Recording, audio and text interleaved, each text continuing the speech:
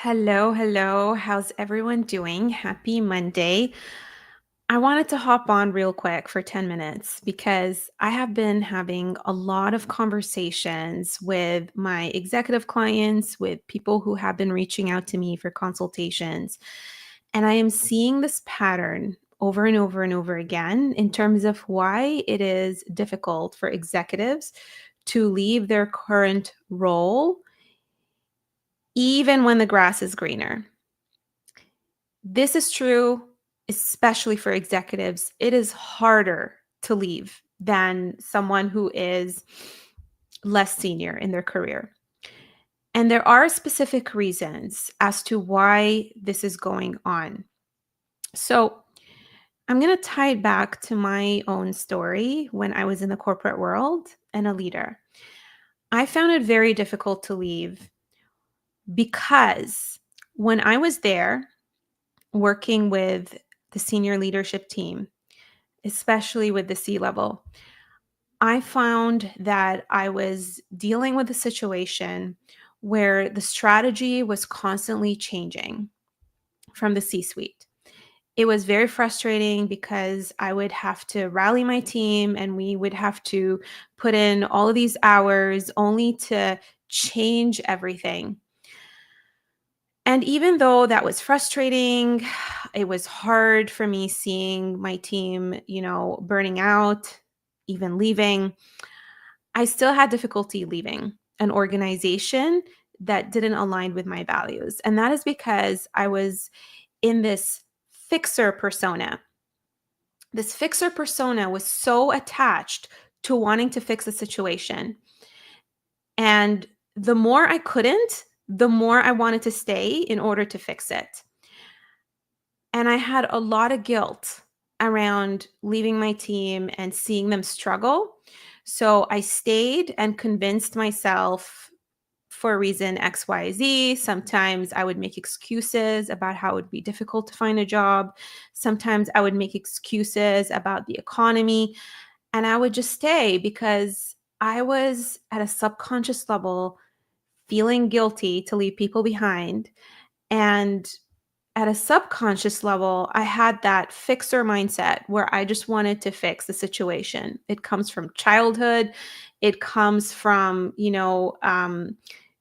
being raised in a family where I was placed in a position to be the one who was making peace in my family.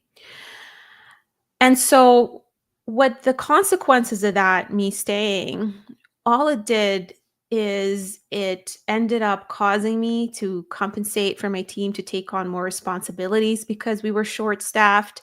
And the resentment just kept growing and growing and growing to the point of burnout, to the point of either I wouldn't be the one who was deciding when I was going to leave, or it would start impacting my health to the point that it was just not worth it.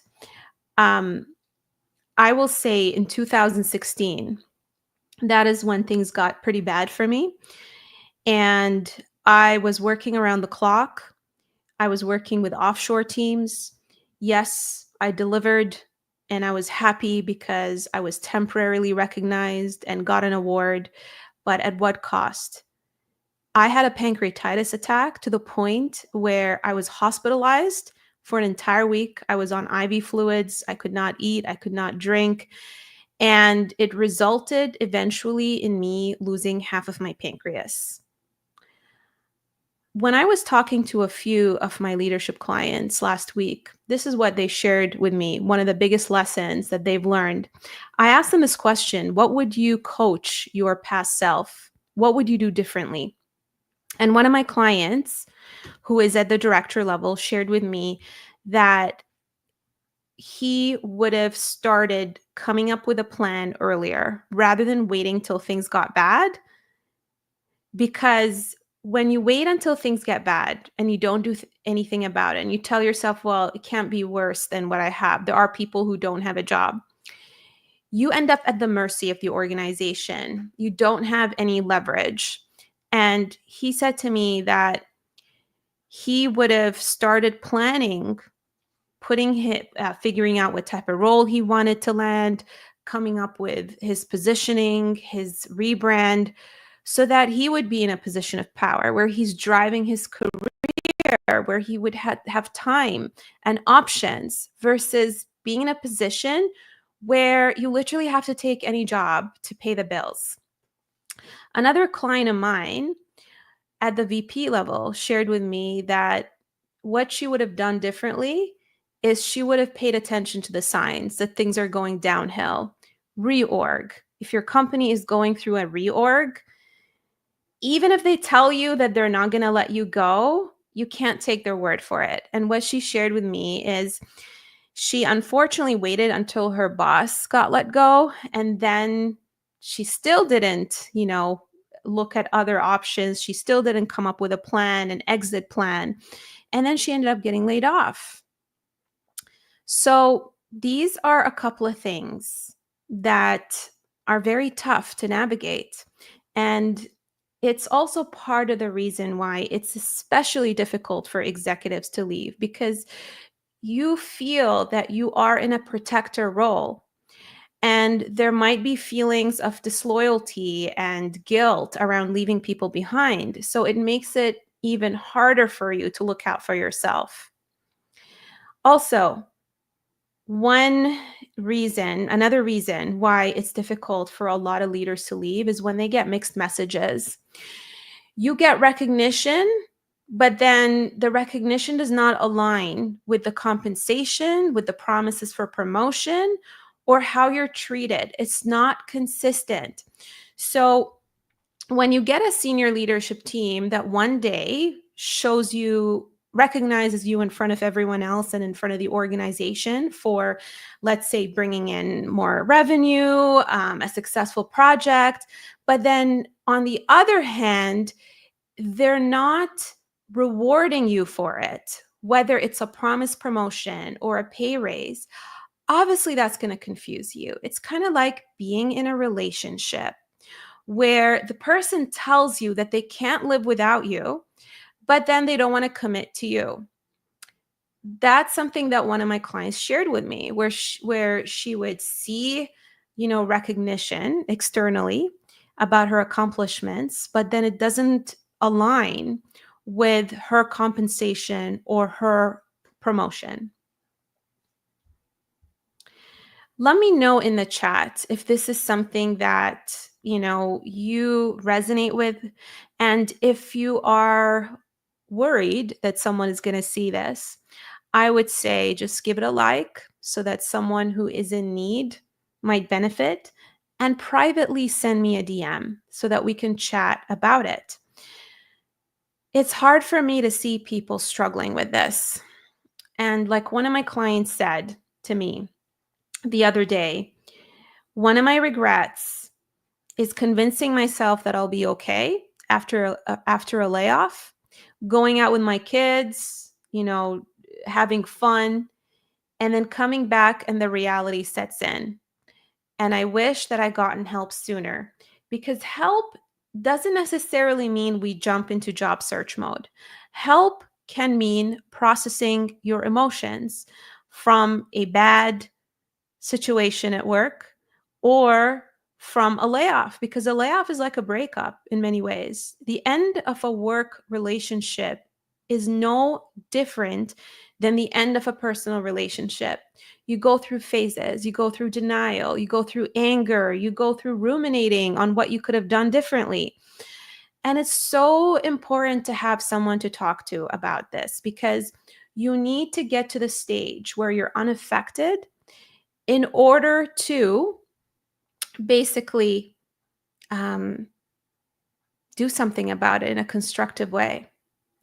And the topic for today is, why is it especially difficult for an executive to leave an organization? Anoop, I recommend that you go back to the beginning. I'm going to end the live stream soon and just watch from the beginning, because I think you just joined right now. So the other impact of staying too long in a situation that doesn't serve you is sometimes what that might happen is just like when you go through a long relationship and then a breakup, is you start losing trust.